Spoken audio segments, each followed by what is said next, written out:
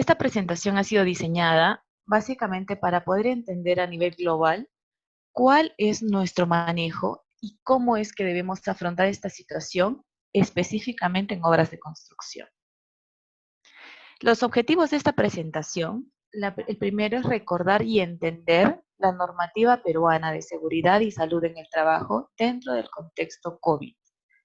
Ubicarnos en el nivel normativo correspondiente, es decir, a qué ministerio pertenece y qué documentos debemos informar respecto a esto. Conocer las medidas a implementar de acuerdo a los protocolos sanitarios vigentes y poder analizar el impacto de COVID-19 en la salud ocupacional. Muy bien, para entender de qué se trata de la salud ocupacional, debemos determinar claramente cuál es la finalidad de gestionar seguridad y salud en el trabajo. Para las personas que me están escuchando y pensarán que la primera razón es el cumplimiento de ley, pues habría que reformular la razón por la cual estamos aquí. La principal razón por la que se está creando o se creó una ley de seguridad y salud ocupacional no es un cumplimiento solamente de la ley, sino salvaguardar la vida humana. En segundo lugar, generar condiciones de ambientes de trabajo saludables. Y en tercer lugar, recién el cumplimiento de las normativas. Para entender y saber por dónde empezar la gestión de salud ocupacional, tenemos que saber primeramente a qué nos enfrentamos. Muchas personas identifican los factores de riesgo, pero no los llegan a medir. Entonces, existen muchas metodologías dentro de las matrices IPER-C, la matriz de identificación de evaluación, peligros y riesgos y sus controles. Como pueden ver, esta matriz, a diferencia de los de matrices de IPER-C, es una matriz donde vamos a hablar de ejemplos específicos enfocados a COVID. Si es que pueden notar, en la primera fila hablamos de un operador de retroexcavadora. Normalmente, en una IPER-C de seguridad, podríamos determinar que el nivel de riesgo de un operador de retroexcavador es alto, puesto que la consecuencia, es decir, el riesgo que puede correr una persona ante un evento como un accidente de tránsito, puede llevar altamente a la muerte. Sin embargo, si lo enfocamos en el contexto COVID, este trabajador es un trabajador que se encuentra aislado en una cabina y esta cabina de cierta forma le provee un nivel de hermetismo que lo aleja de cualquier tipo de germen en este tema COVID que pueda generar algún tipo de enfermedad grave. Entonces, si nosotros enfocamos nuestra IPER-C a COVID, podríamos determinar que un operador de retroexcavadora tiene un nivel de exposición bajo. Un responsable de almacén. Si nosotros enfocamos o comparamos una IPER-C de un responsable de almacén, podemos notar que su riesgo generalmente es bajo. Pero en una matriz IPER-C COVID, este responsable de almacén tiene exposición directa con proveedores, con clientes, realiza despachos durante toda su jornada laboral. Esto hace que su nivel de riesgo sea mayor. El personal de limpieza, en la mayoría de IPER-C para seguridad, es considerado un nivel bajo. Pero en COVID, en el contexto COVID, un personal de limpieza está en contacto directo con residuos que se desconoce el origen, se desconoce si es que tienen algún tipo de contaminación biológica. Por eso es que pasan a ser de un riesgo alto y aquí también es importante diferenciar que este nivel de riesgo alto va a ir enfocado a personal de limpieza que realice algunas actividades específicas. No es igual un personal de limpieza que realice la limpieza de un municipio, por ejemplo, a un personal de limpieza que trabaja en un hospital. Entonces debemos recordar que la ley principal que nos dio luces respecto a la salud ocupacional en el Perú fue la 29783, con su modificatoria y reforzamiento de la 3022. El objetivo de estas leyes es promover una cultura de prevención. Esto enfocado en políticas de seguridad y de salud en el trabajo, que buscan promover y prevenir. Estas políticas también tienen que ir de la mano con las políticas de la empresa, que básicamente es el compromiso de los líderes en promover la seguridad de los trabajadores. Y aquí vemos nuevamente la matriz que habíamos mencionado anteriormente, que es el I+C, puesto que el I+C nos va a dar un plan de acción. Si regresamos un poquito en la columna donde vemos medidas de control, lo característico de esta matriz I+C de COVID es que las medidas de eliminación y sustitución no aplican.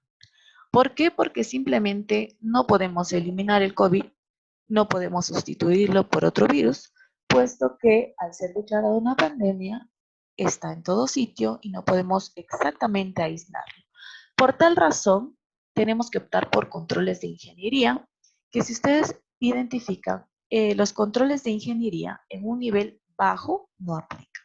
Y pasamos a controles administrativos, que vamos a hablar más adelante. Muy bien. Todo este análisis que se realiza hasta el punto de determinar qué medidas pueden atenuar, disminuir o mitigar el riesgo, forman parte de una gestión de vigilancia ocupacional. Esta vigilancia ocupacional también tiene que ser transmitida y compartida y debe ser de difusión pública, es decir, a todos los trabajadores de nuestra institución.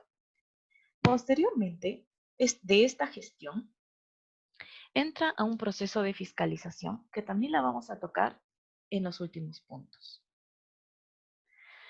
La Ley de Seguridad y Salud en el Trabajo nos habla de principios. Principio de prevención, el principio de responsabilidad, el principio de cooperación, el principio de información y capacitación, el principio de gestión integral, principio de atención integral de salud, principio de consulta, participación, la primacía de realidad y de protección. De estos principios existen 4 que son principales para manejo COVID, que es principio de prevención, precisamente por lo que habíamos visto en la matriz I+C. Nuestras únicas medidas de control van a ir enfocadas en prevención. El principio de la información y capacitación es uno de los pilares también en el manejo de COVID. El principio de atención integral de salud, efectivamente porque no es una contaminación que se dé exclusivamente en el ambiente laboral, sino afecta tanto dentro como fuera del trabajo. Y el principio de protección, que va acorde a las políticas de las instituciones.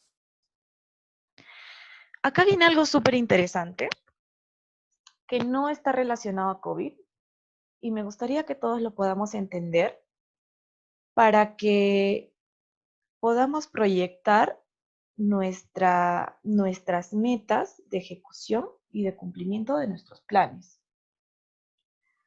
Si hablamos de cualquier enfermedad, todas las enfermedades tienen 3 niveles de prevención. La prevención primaria es una fase libre de enfermedad. En esta fase estamos hablando que podemos ejecutar medidas preventivas para la aparición de esta enfermedad, ya que actúan antes de que se manifieste. ¿Qué ejemplos podemos tener? Vacunas. En efecto, en prevención primaria, una vacuna para una enfermedad conocida va a entrar como una prevención primaria, pero en COVID no la podríamos manejar porque aún existen muchas propuestas que aún no han sido validadas en humanos que demuestran efectividad. Pasamos a la fase asintomática o prevención secundaria. Aquí básicamente se toman acciones preventivas, pero llevadas a cabo con fases presintomáticas de la enfermedad. Es decir, la enfermedad ya existe. En la prevención primaria, no. En esta segunda fase, lo único que se puede lograr es tratar de contener y evitar que se lleve a unas secuelas más severas e inclusive que puedan dejar secuelas incapacitantes. ¿Qué ejemplos podríamos considerar aquí? Diagnóstico precoz de COVID, la cuarentena. La cuarentena realmente podría entrar como prevención secundaria o como prevención primaria. Tenemos además la prevención terciaria, donde ya es una fase asintomática. Repito, estas tres fases ocurren con todas las enfermedades. En esta prevención terciaria, las acciones que vamos a tomar frente a una persona enferma únicamente se limitan a la reducción de las complicaciones, a la rehabilitación y a la reintegración social. Es decir, aquí, ocupacionalmente hablando, estamos considerando a las enfermedades ocupacionales. Aquí entonces entrarían los lineamientos COVID. Estas preguntas las vamos a aclarar posteriormente. ¿Qué es el SARS-CoV-2 o llamado comúnmente COVID-19?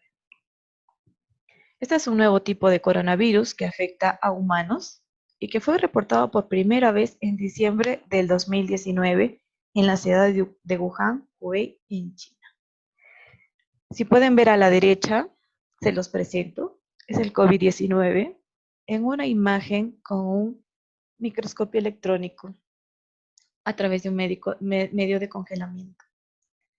Este virus se detecta en un primer caso el 6 de marzo en Perú, siendo declarado como pandemia por la OMS el 11 de marzo del 2020. En esa misma fecha, 11 de marzo, fue declarada en emergencia sanitaria al Estado peruano. El 15 de marzo, es decir, 4 días posteriores, es declarada la emergencia nacional. ¿Por qué la menciono? Porque como vamos a ver, y probablemente una de las dudas principales es, ¿hasta cuándo vamos a enfocar nuestro plan? Los planes de emergencia, los planes para tratamiento de COVID van a ser enfocados hasta el término de la emergencia sanitaria, que no es igual a hablar del estado de emergencia nacional. Es claro que el COVID es un riesgo biológico por su comportamiento epidémico y de alta transmisibilidad. Y definitivamente para esta fase de reactivación, los centros laborales van a ser los principales lugares de exposición y probablemente contagio. Para esto se han establecido lineamientos de vigilancia de salud de los trabajadores. ¿Qué podemos ver aquí? Dentro de estos lineamientos tenemos tres principales referentes internacionales. La Administración de Seguridad y Salud Ocupacional, o llamado en sus siglas OSHA 3992, habla sobre las guías sobre preparación de lugares de trabajo para el virus COVID-19. Valga mencionar que OSHA es el principal referente en el momento de la elaboración de los lineamientos del Perú. La resolución ministerial 239 es la primera que nos habla de lineamientos para la vigilancia de salud de los trabajadores con riesgo de exposición a COVID. Y además podemos extender nuestros conocimientos a la normativa ISO 45001. Nos habla de administración de emergencias, desastres y programas para la continuidad del negocio y continuidad de operaciones. Estas tres normativas pueden ser consultadas en cualquier momento, ya que son de libre lectura en los medios. Muy bien, a nivel nacional, la primera documentación legal que nos brinda alcances respecto a los lineamientos de control de esta enfermedad es la 239 del 2020. Esta, sin embargo, 9 días después, saca una resolución con algunas modificaciones y posteriormente la 283 con una nueva actualización. ¿Qué diferencia existe entre las diferentes resoluciones? La primera nos habla de una serie de factores de riesgo para COVID. Nótese que estos factores de riesgo no son los factores de riesgo que hablamos en temas de seguridad, sino son factores de riesgo intrínsecos, propios de cada persona. Entonces, hemos pasado desde la consideración de edad de mayor a 60 años hasta la norma vigente actualmente que considera una edad mayor a 65 años como riesgo de mortalidad de COVID. Valga mencionar que todas estas normativas tienen la intención de disminuir los casos mortales porque de acuerdo a los reportes internacionales, las personas que cursan con estos factores de riesgo son las personas que tienen mayor probabilidad de complicarse. Entonces, actualmente, ¿qué es lo que estamos manejando? Hipertensión arterial no controlada, enfermedades cardiovasculares graves, cáncer, diabetes mellitus, asma moderada o grave, enfermedad pulmonar crónica, insuficiencia renal crónica con hemodiálisis, enfermedad o tratamiento inmunosupresor, obesidad con un IMC mayor o igual a 40, y estos como factores de riesgo inicialmente. Como médico ocupacional, también estamos en la obligación de indicarles de que el hecho de que se hayan reajustado estos factores no son 100% determinantes. Es decir, con las normativas que se han dado posteriormente, se fijaron que a través de una declaración jurada de asunción de responsabilidad, estos trabajadores podrían retornar a sus actividades laborales. Sin embargo, una persona, por ejemplo, con asma, puede estar, el asma, es un asma, sea leve, moderado o severo, es asma. Y este asma puede estar tranquilo en un momento y puede haber un desencadenante inmediato que pueda generar una crisis. Quiere decir que médicamente hablando, un asma no debería estar desarrollando actividades dentro de su plan. Lógicamente existen alteraciones en las que las enfermedades se desestabilizan. Y precisamente estas recomendaciones, estos factores de riesgo, estas limitaciones van enfocadas para que los trabajadores no retornen a sus actividades laborales normales y opten por trabajo remoto.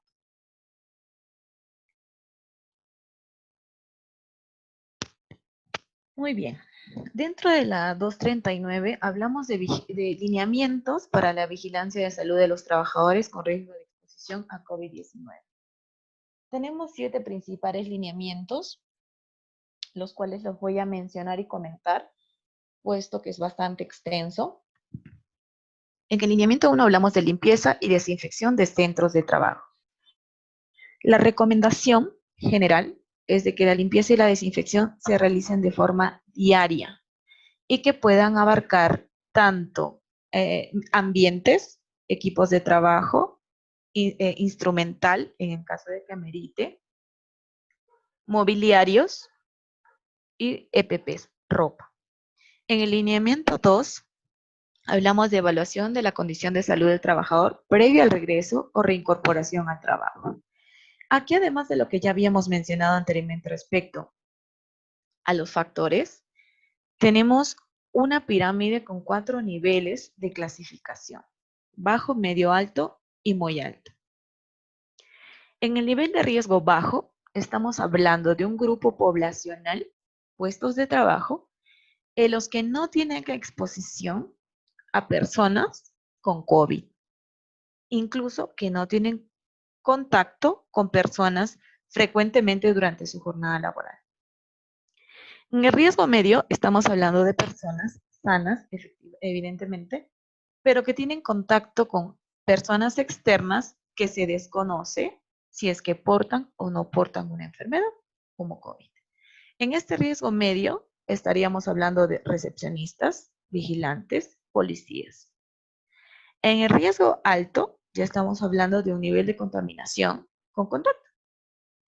Personas que tienen o trabajan en instituciones donde hay pacientes con alta sospecha de COVID. Es decir, podríamos hablar de un médico que está desarrollando actividades en un hospital COVID, pero él está en otra área laboral.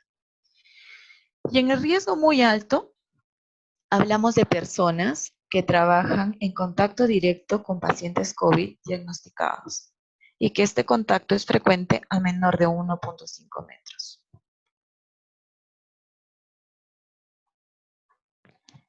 El tercer lineamiento nos habla de lavado y desinfección de manos obligatorio.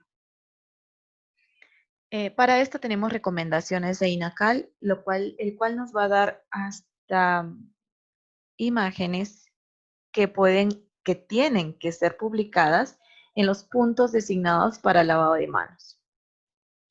Sensibilización de la prevención del contagio en el trabajo. No solo se trata de los puntos anteriores, sino se trata de hacer llegar a las personas, comunicarles, informarles a través de todos los medios, boletines físicos, afiches o banners sobre la severidad y las consecuencias de la falta de prevención en los centros de trabajo. En el lineamiento 5 hablamos sobre medidas preventivas de aplicación colectiva, es decir, es un virus que se transmite de persona a persona. ¿Puede pasar de que estas infecciones se transmitan a través de superficies? Sí, pero la probabilidad es mucho menor que la que registrada respecto de persona a persona. Tenemos referentes internacionales como la OMS, OSHA y CDC. La OMS recomienda un distanciamiento de 1 metro. Sin embargo, OSHA y CDC recomiendan distanciamientos de 2 metros o 6 pies, que viene a ser 1.82 metros. En tal caso o para finalidad, de preferencia, consideremos un promedio de 2 metros para asegurar los límites de distanciamiento. En el lineamiento 6 hablamos de medidas de protección personal. ¿Por qué estamos repitiendo esto de medidas de prevención personal, insistiendo tanto con esta resolución? Como una parte de todos los planes y los protocolos, nos habla del tema logístico. ¿Cómo vamos a gestionar la cantidad de EPPs utilizados? Y aquí volvemos nuevamente a nuestra clasificación de riesgos. Una persona que tiene un nivel de exposición al virus bajo, dentro del anexo 3 de esta resolución, solo nos recomienda y nos exige el uso de barbijo quirúrgico o uso de barbijo comunitario. Cuando hablamos de niveles de exposición alto y muy alto, las medidas preventivas en EPP son mucho más extremas, como el uso del barbijo N95. Esta máscara N95, entonces, ¿a quién van dirigidas? A personal que tiene riesgo de exposición alto o muy alto. En el lineamiento 7 hablamos de vigilancia de salud de los trabajadores. Aquí ya es un poco más extenso porque estamos hablando de procedimientos de exposición, de procedimientos de prevención, de medidas que se deben tomar para estos. ¿Qué medidas podemos considerar? Todas las personas que ingresan a trabajar tienen que firmar la ficha sintomatológica, donde básicamente es bajo una declaración jurada, ellos están ratificando de que no están cursando con los síntomas relacionados a COVID. Dentro de esta vigilancia está las personas que ingresan a trabajar a un puesto de trabajo de riesgo medio, alto y muy alto, tienen que pasar pruebas rápidas, como un descarte o un screening para descarte de COVID.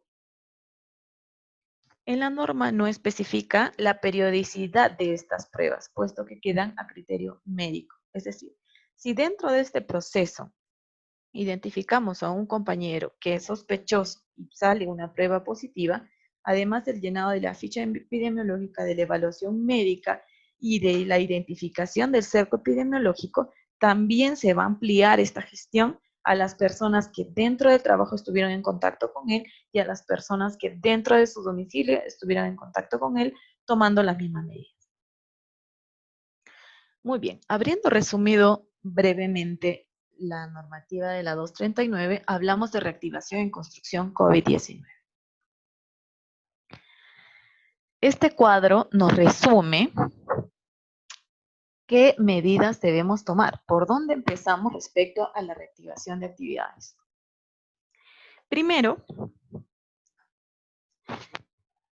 tenemos que conocer a qué fase pertenecemos.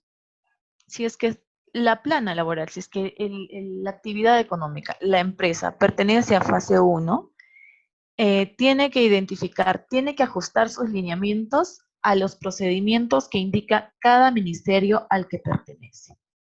Una vez que lo tiene identificado, va a elaborar el plan de vigilancia acorde a la 239. Este plan de vigilancia engloba todas las acciones y lineamientos que se van a considerar para manejo y control hasta el fin de la emergencia sanitaria. Posterior a este, el Comité de Seguridad y Salud del Trabajo va a realizar la revisión y validación con firma de acta de este plan.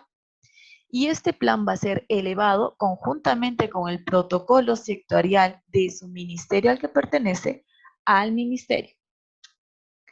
Cuando estos documentos se elevan al ministerio, van a recibir un correo de confirmación donde se está aprobando o validando este plan. Y en ese momento recién pueden cargar la información del plan al Ministerio de Salud. Cuando tengan el correo de confirmación del MINSA, que es bastante rápido, que es un aproximado de 24 horas, recién la empresa puede reiniciar sus actividades. Acá hay algo muy importante. La elaboración del plan no es solo un documento. El plan se está desarrollando con el cumplimiento de objetivos y debe ser sostenible durante el presente año, que es el tiempo aproximado en el que va a durar la emergencia sanitaria. Al ser sostenible, está bajo fiscalización de entidades sanitarias, su salud y SUNAFIL. Estas entidades, al recibir el plan, pueden realizar la fiscalización desde la primera semana de aceptado el proyecto. Muy bien. Entonces, partiendo desde cero. Mi empresa pertenece al Ministerio de Vivienda, Construcción y Saneamiento. Está subdividido a dos niveles, sobre el Viceministerio de Vivienda y Urbanismo y el Viceministerio de Construcción y Saneamiento. Por un lado tenemos la Dirección Nacional de Vivienda, la Dirección Nacional de Urbanismo, la Dirección Nacional de Saneamiento y en lo que vamos a enfocar esta presentación, en la Dirección Nacional de Construcción. En la fase 1 ingresan dos tipos de actividades. Unas que son actividades prioritarias, que aparentemente o inicialmente nunca terminaron, nunca se suspendieron, pero tienen que regularizar sus actividades con el plan. Y además una serie de actividades que están contenidas dentro de estas: minería, hidrocarburos, servicios turísticos, restaurantes, comercio textil, comercio electrónico, pesca industrial, industria metálica, servicios de tecnología de información, electricidad, telecomunicaciones, saneamiento, agrícola, ganadera y los dos que nos interesan: industria de cemento y servicios conexos a construcción y proyectos de transporte y comunicaciones. Para las personas que tienen empresas o desarrollan actividades en empresas de construcción, van a notar que estos dos rubros finales que les he mencionado están directamente relacionados y muchas veces no pueden realizar la reactivación de sus actividades porque estas dos empresas no les están aportando el servicio. Entonces, dentro de la fase 1 tenemos construcción. Dentro de este nivel estamos considerando el desarrollo de proyectos del Plan Nacional de Infraestructura para la Competitividad, proyectos de la Autoridad para Reconstrucción con Cambios, proyectos del sector transporte y comunicaciones, obras de saneamiento, actividades de infraestructura agraria, proyectos inmobiliarios priorizados, productos agrarios, inversiones de optimización, de ampliación marginal, de rehabilitación y de reposición, acceso de agua y alcantarillado en comisarías, hospitales y colegios, industrias y servicios conexos a la construcción. Si nos encontramos dentro de estas actividades, podemos hacer la gestión necesaria para reactivar la actividad de manera correcta. Entonces, ¿qué estructura debe mantener mi protocolo? Primero, evidentemente, tiene que tener un objetivo. El objetivo de este protocolo sanitario sectorial debe ir a la par con el plan de prevención de COVID. La finalidad, base legal, ámbito de aplicación, evidentemente, no es igual que se esté desarrollando una obra de construcción de un colegio, por ejemplo, que desarrollando una obra de construcción de carreteras. Después vamos a aclarar eso porque precisamente no pertenecen al mismo ministerio, pero entran dentro de la fase 1. Las disposiciones generales, las disposiciones específicas, que es donde más nos interesa. De las responsabilidades de los actores del proceso edificatorio. Responsabilidades. Medidas preventivas en la fase de inicio y reinicio. Medidas preventivas en la fase de ejecución y fase de cierre a ser implementadas por los actores del proceso edificatorio. Las responsabilidades del personal, desde gerencia general hasta el último obrero. Medidas de protección durante el trabajo a cargo de los actores del proceso edificatorio. Medidas de prevención del personal externo a la obra a ser implementadas por los actores del proceso edificatorio. Medidas para la operación de maquinaria pesada a ser implementadas por los actores del proceso edificatorio y por el personal. Medidas de prevención en la sala de ventas a ser implementadas por los actores del proceso edificatorio y por el personal. Y las medidas de protección personal.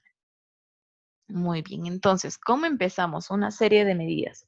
Primero, tenemos que tener una reunión, o sea, virtual, que es la preferencia, asignando los roles a todo nivel. Segundo, actualización de la matriz de requisitos legales, es decir, incorporar dentro del sistema integrado de gestión los requisitos legales que son relacionados a COVID. La actualización del IPRC COVID que habíamos agregado inicialmente, mi recomendación es hacer otra matriz con las mismas actividades y los mismos puestos de trabajo enfocados en COVID, implementar un protocolo de casos sospechosos o confirmados, todos acorde a la OIS 39, desarrollar un protocolo de desinfección para campamentos, comedores, sanitarios, almacenes, vehículos, y realizar el plan y protocolo, así como las evaluaciones constantes que verifiquen la severidad. Además de esto, uno de los lineamientos importante son las comunicaciones. Lo que nosotros firmemos en el plan, debemos ejecutarlo. De esta forma tenemos que hacer extensivo el plan que se va a desarrollar puede ser a través de carteles, de charlas virtuales, de piezas didácticas, medios electrónicos, protectores de pantalla que fomenten el trabajo remoto. Asimismo, dentro de estos podemos contener información respecto a mecanismos de transmisión, a los signos y síntomas de COVID, a la importancia del reporte de condiciones de salud, al protocolo y adecuado lavado de manos, la regla de distanciamiento en el trabajo y a protocolos de limpieza y desinfección de los EPPs al inicio y al fin del turno. Dentro de los protocolos adicionales, tenemos que implementar un plan de contingencia y este plan de contingencia tiene que incluir y difundir canales de comunicación para emergencia. Es decir, difundir se llama a entregar la información al trabajador física o virtual sobre canales de comunicación, que todos estén enterados de cuál es la primera línea a la cual acudir ante un evento o una emergencia. Mantener actualizados los datos del personal de atención de salud y establecer los protocolos de evacuación. Hasta ahí creo que podemos hacer una ronda de preguntas, Mardeli, para pasar a especificar esto y hacer una conclusión.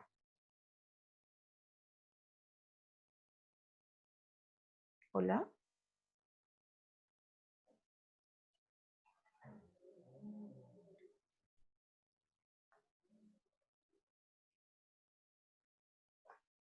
Bueno, en lo que se nos va conectando Mardeli, vamos avanzando.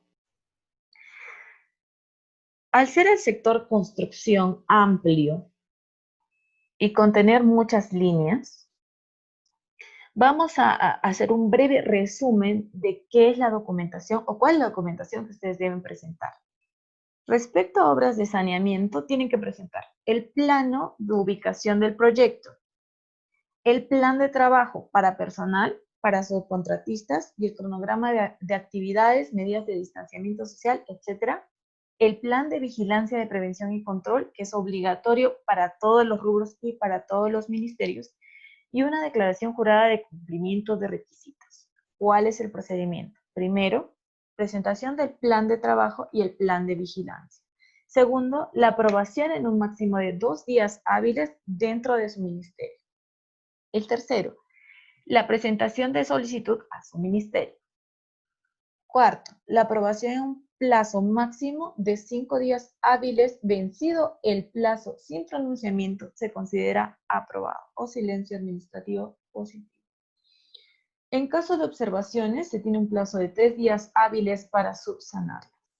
En cuanto a proyectos inmobiliarios priorizados, es decir, que se encuentran en fase de excavación, estructura, acabados y viviendas en su ámbito rural, los requisitos son ubicación del proyecto, la licencia de habilitación urbana o de edificación, la póliza CAR vigente, el plan de reanudación, tanto de personal, subcontratistas, proveedores, el plan de vigilancia, prevención y control COVID y la declaración jurada. ¿Cuál es el procedimiento? Presentar una solicitud al ministerio, esperar la aprobación a 5 días. En caso de que pasados los 5 días no se aprueben, se considera silencio administrativo positivo. En caso de que se tengan observaciones, se tienen 3 días hábiles para poder subsanarlas y tienen que ser cargadas a través de un expediente con las fotografías. En cuanto a industria de cementos y servicios conexos a la construcción, pertenecen al Ministerio de Producción. Por tal razón, la gestión la van a realizar a través del Ministerio de Producción. Tiene que estar inscrita en SUNARP, contar con una licencia de funcionamiento, facturar ventas anuales a 50 UITs o más, o 17.916 mensual, tener un RUC activo y hábito. ¿Cuál es el procedimiento? Contar con el protocolo sanitario de operación ante COVID, presentar este plan al CICOI y posteriormente cargado al MINSA y se puede dar una aprobación directa, automática. Dentro de los proyectos del sector de transporte y comunicaciones se debe presentar ubicación del proyecto, el plan de reanudación desde los frentes de trabajo, personal, subcontratistas y otros, el plan de vigilancia, prevención y control y una declaración jurada de obligatoriedad de reportar incidencias, EPPs y distanciamiento social. Como habíamos conversado, todos los planes y todos los protocolos deben ser aprobados por el comité. Entonces, este comité también tiene obligaciones, todas las empresas deben tenerlo, todas las empresas mayores a 20 trabajadores. Las características son que es bipartito y paritario. Es decir, la mitad de los participantes del comité son representantes del empleador y la mitad de los empleados. El comité además asesora y vigila el cumplimiento del reglamento interno de trabajo, aprueba el plan anual de seguridad y salud profesional, todo el plan de capacitaciones que también debe incluir COVID, participa en la elaboración, aprobación y puestas en práctica de las políticas, planes y programas, es decir, también forma parte de los controles, si es que son efectivos o no. Tiene que participar en la investigación de accidentes, incidentes o enfermedades ocasionales. Tiene que realizar inspecciones de la implementación de todos los planes y vigilar el cumplimiento de la normativa legal. En el marco COVID, como ya lo habíamos dicho, tiene que aprobar el plan de vigilancia, prevención y control, vigilar los lineamientos, participar activamente en la implementación del plan mencionado. Hasta ahí vamos a hacer una pausa, Mardeli, para la primera ronda de preguntas y después cerramos. Sí, doctora, muchas gracias. Tenemos una pregunta de Carla Soto. Nos dice, con respecto a las subcontratistas, ¿estas deben presentar su propio plan o solo debe ceñir al plan de la empresa ejecutora? Perfecto. Es la mayoría de dudas que tienen las subcontratistas. Primero hay que determinar el número de trabajadores y los ingresos anuales. Si es que superan, y el rubro evidentemente. En general, todas las contratistas tienen que tener también su plan y su protocolo. Y para responder esa pregunta, tengo aquí una consulta elevada a SUNAFIL y básicamente esta situación va así. Es una persona que hace la misma pregunta. Su empresa es una contratista, pero brinda servicios al sector minería, hidrocarburos, pesca y textiles. O sea, tiene una amplia gama. La respuesta de SUNAFIL es, tiene que cumplir las disposiciones de la 239, o sea, el plan de vigilancia y control de COVID, y además, sin perjuicio de dar cumplimiento a las disposiciones sectoriales pertinentes. ¿Qué significa esto? Que una empresa contratista que brinda servicios a una empresa que no se dedica a su rubro tiene que realizar un protocolo especial y diferente para cada cliente. En el ejemplo que estamos viendo ahora, esta contratista tiene que hacer un protocolo que se ajuste a los requerimientos del sector minería, otro que se debe ajustar a los requerimientos de hidrocarburos, otro a pesca y otro a textil. Y además tener su plan que incluya dentro de ellos los requerimientos de estos sectores. Muchas gracias, doctora. Siguiente pregunta, Percy Alexis. ¿Puede una entidad con alguna directiva interna dar inicio o reinicio a algunas obras que ésta estime conveniente? Perdóname, ¿me repites la pregunta? Ok. ¿Puede una entidad con alguna directiva interna dar inicio o reinicio a algunas obras que ésta estime conveniente? No. Una empresa no puede iniciar ningún tipo de actividad si es que no se ha aprobado el protocolo por su ministerio, el protocolo sectorial, y no se ha aprobado su plan de prevención ante el Ministerio de Salud. Esto tiene muchas implicancias legales y económicas y las multas pueden ir desde 2 UITs hasta 100 UITs. Ok, doctora, gracias. Siguiente pregunta, Juan José Alvarado. ¿Qué sucede si mi empresa me hace una prueba rápida y salgo positivo? En los días, otra rápida y sale negativo. A la semana, una molecular y sale negativo. Después, otra rápida positivo. ¿A qué le hacemos caso? Correcto. A ver, existe una sensibilidad y una especificidad respecto a las pruebas rápidas. Hemos visto actualmente en el mercado que hay pruebas rápidas que están dando falsos negativos y se da precisamente a la variación de estas dos características. La prueba molecular es mucho más sensible para identificar COVID. Entonces, de acuerdo a los procedimientos, una persona que es positiva llena su ficha sintomatológica, se le realiza la prueba rápida, se hace la identificación de su cerco epidemiológico y esta persona pasa automáticamente a cuarentena con las recomendaciones del caso y signos de alarma a reportar. Por otro lado, la empresa tiene que cargar esta información en la nube de SICOVI. El seguimiento se realiza tanto como pruebas rápidas como diariamente de forma remota de su estado de salud. Entonces, si es que existe alguna duda de las pruebas rápidas, es definitivamente más confiable la prueba molecular. Y sobre esa prueba molecular trabajar a futuro. Ok, gracias, doctora. Arturo Vivanco. ¿Es necesario que el reinicio de la obra pasen por la prueba rápida? Muy bien, lo que nos dice la normativa es que al inicio de la obra, o sea, estamos hablando de que la reactivación ha sido positiva, deben considerarse los puestos de riesgo medio, alto y muy alto de forma obligatoria para pasar prueba rápida. Las personas que pertenecen al grupo de riesgo bajo no pasan de manera obligatoria. Sin embargo, por política de la empresa, sí pueden optar por hacer un screening total.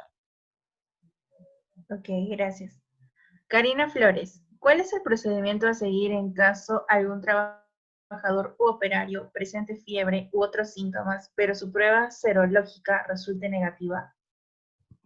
Bueno, eso más o menos ya lo hemos comentado, pero recordemos que el periodo de ventana puede extenderse hasta 14 días. Es decir, un periodo de ventana es en el que la prueba rápida no detecta rastros del virus en sangre o bueno, en suero, dependiendo de la metodología que se esté usando.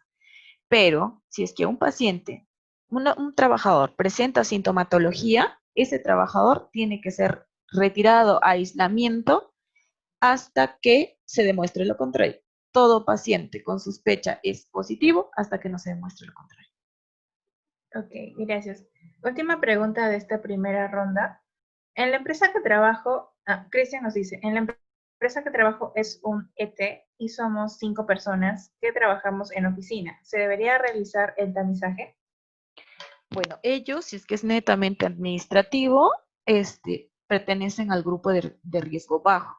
Obligatoriamente no, pero lo que sí es que deben implementar, además de su plan, también su protocolo sectorial, y dentro de ello se debe consentir de que ante una sospecha por sintomatología o por un antecedente de exposición a positivo, tienen que pasar prueba rápida. Ok, muchas gracias, doctora. Puede continuar. Las siguientes preguntas serán resueltas al término de su exposición. Perfecto.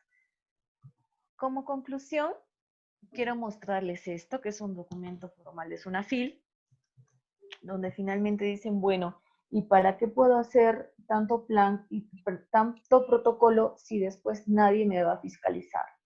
Como habíamos dicho hasta la última presentación, SUNAFIL es el ente evaluador y también sancionador.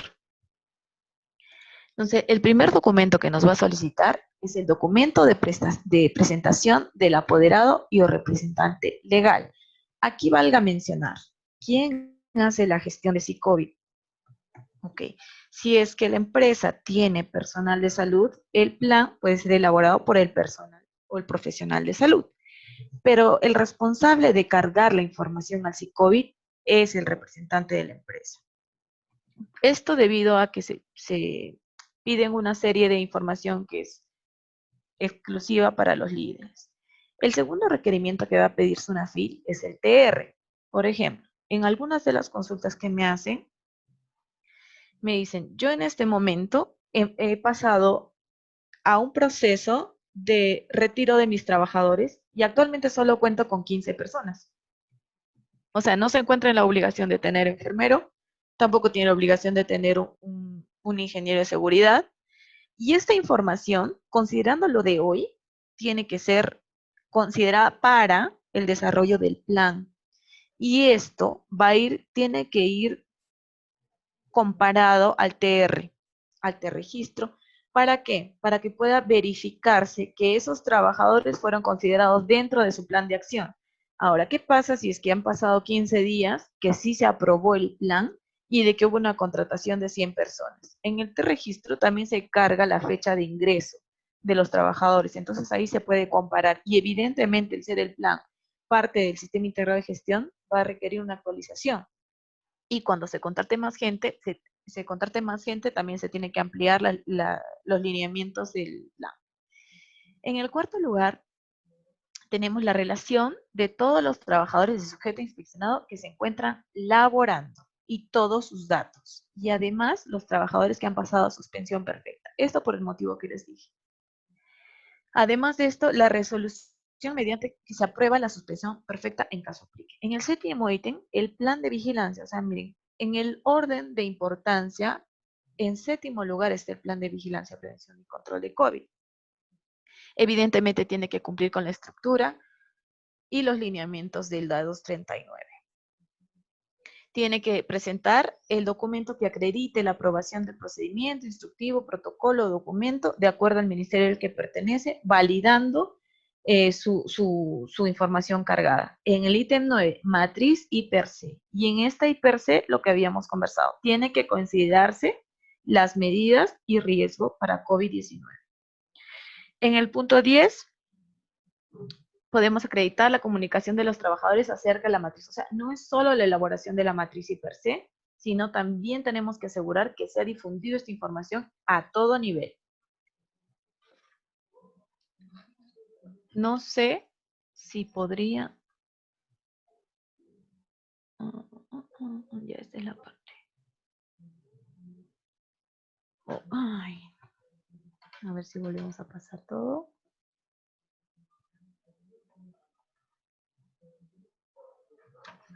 Muy bien, acá también se tiene que acreditar la entrega de EPPs, es decir, toda entrega de documento, de EPP o de cualquier otro instrumento para la protección del trabajador tiene que tener cargo.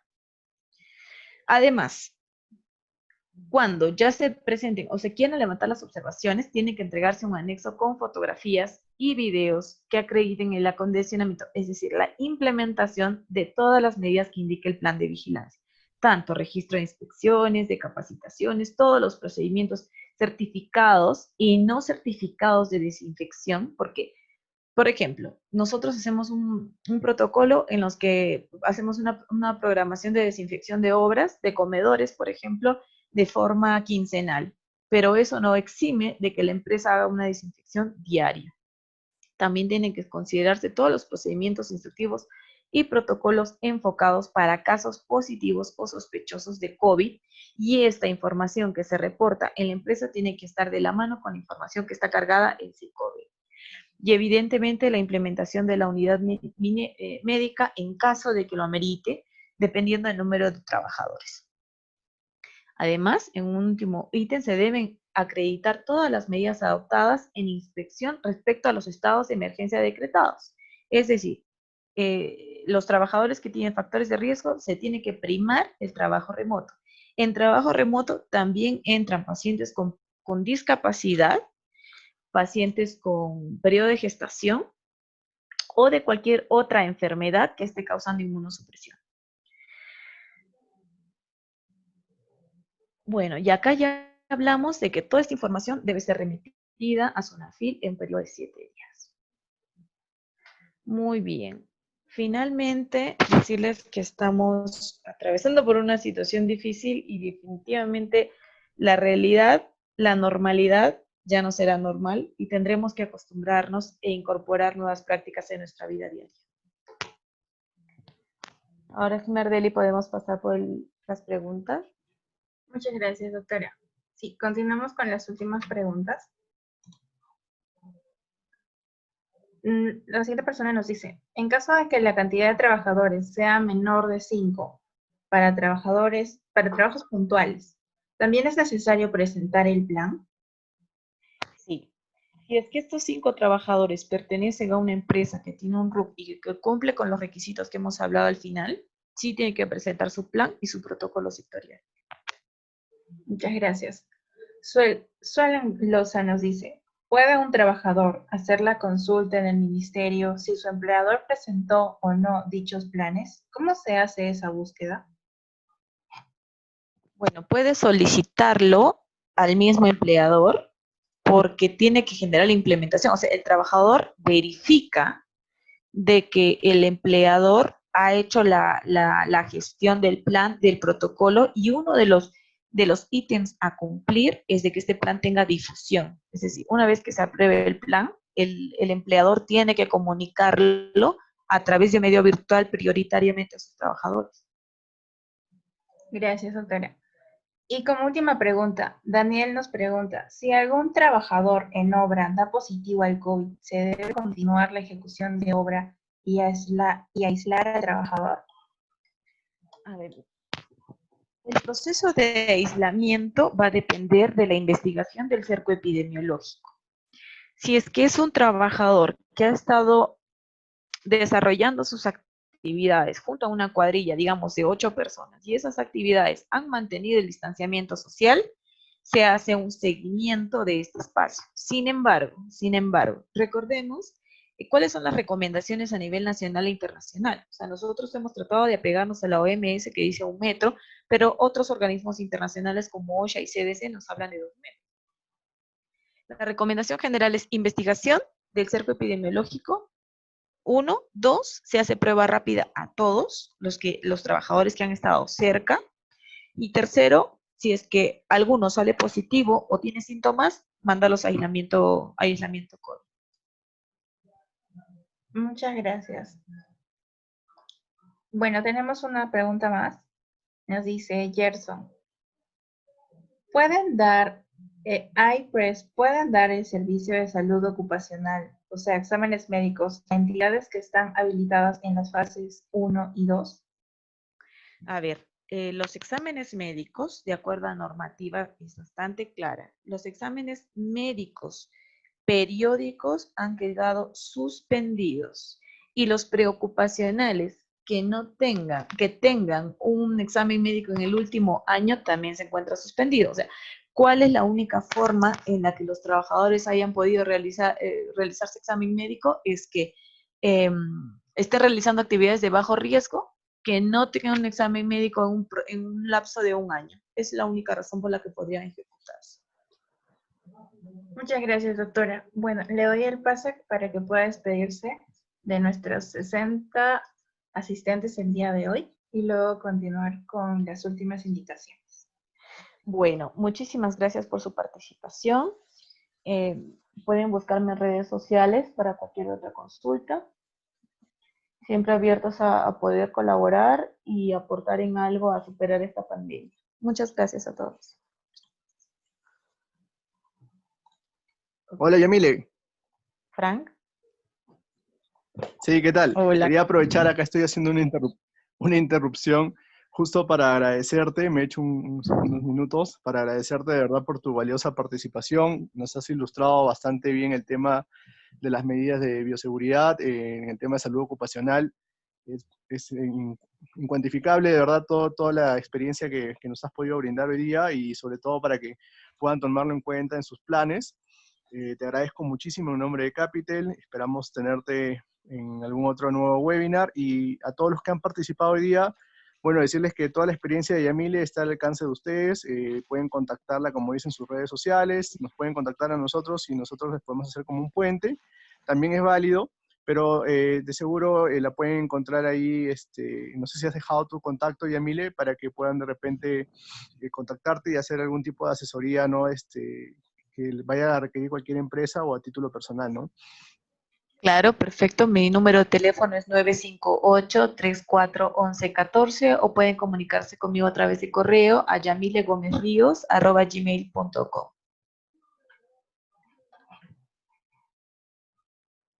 Ok, muchas gracias, ingeniera doctora. Puede dejar de compartir su pantalla. Gracias, muchas gracias. Buenas noches.